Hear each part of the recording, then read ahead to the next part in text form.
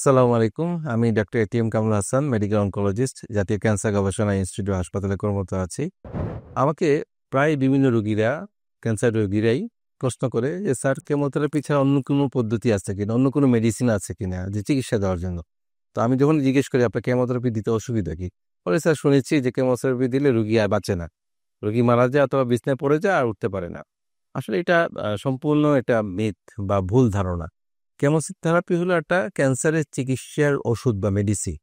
আমরা যেমন ঠান্ডা, কাশি, জ্বরের জন্য ওষুধ খাই বা নিউমোনিয়ার জন্য মেডিসিন, অ্যান্টিবায়োটিক খাচ্ছি। কেমোথেরাপিও আসলে কিছু ওষুধের সমন্বয় বা সিঙ্গেল ওষুধ। এইটা ক্যান্সারের ক্ষেত্রে আমরা কিমোথেরাপি বলি। সেটা অনেক ক্ষেত্রে আমরা যখন যক্ষ্মা চিকিৎসা করি, সেটাও কিন্তু আমরা কেমোথেরাপির নামেই কিন্তু উল্লেখ করি। কিন্তু অনেকে কেমোথেরাপি শুনলেই ভয় পেয়ে যায়, শিউরে ওঠে, মনে হয় এই কেমোথেরাপি দিলেই মানুষ মারা যাবে। আসলে এটা হলো আ চিকিৎসার একটা অংশ। আমরা আগেই বলছি যে সবসময় বলি যে ক্যান্সার চিকিৎসা কয়েকটা মডালিটির মধ্যে কেমোথেরাপি। কেমোথেরাপি হলো আমরা একটু শক্তিশালী, অনেকটা অ্যান্টিবায়োটিকের মতো শক্তিশালী ওষুধ, যেটা সরাসরি শরীরে যাওয়া যায় না। সেটা আমরা স্যালাইনের মাধ্যমে নির্দিষ্ট সময় নির্দিষ্ট ফুটায় শরীরে প্রবেশ করে।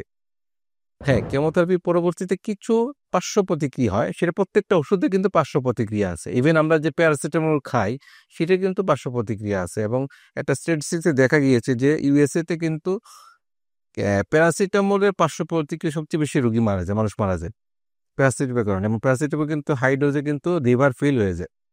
তো এইজন্য আমি বললাম যে কেমোথেরাপি কিন্তু কিছু পার্শ্ব প্রতিক্রিয়া আছে। এই পার্শ্ব প্রতিক্রিয়া আমরা কমানোর জন্য যতটুকু কমানো যায়, রোগী সহ্য ক্ষমতার মধ্যে রাখা যায়, সেগুলোর জন্য আমরা কিছু আগে থেকে কিছু প্রিকশন নিয়ে থাকি এবং কেমোথেরাপি পরবর্তীতে কিছু প্রিকশন বা কিছু নিয়মাবলী বলি। যেমন আমরা বললাম যে কেমোথেরাপি আগে রোগীর পারফরম্যান্স স্ট্যাটাসটা দেখি, রোগী কেমোথেরাপির জন্য ফিট আছে কিনা। রোগীর কিছু রক্ত পরীক্ষা করি, যেমন হিমোগ্লোবিন ঠিক আছে কিনা, সাদা রক্তের ঠিক আছে, শ্বেত রক্তকণিকা ঠিক আছে কিনা, অনুচক্রিকা ঠিক আছে কিনা, পাশাপাশি লিভার ফাংশন বা কিডনি ফাংশন ঠিক আছে কিনা।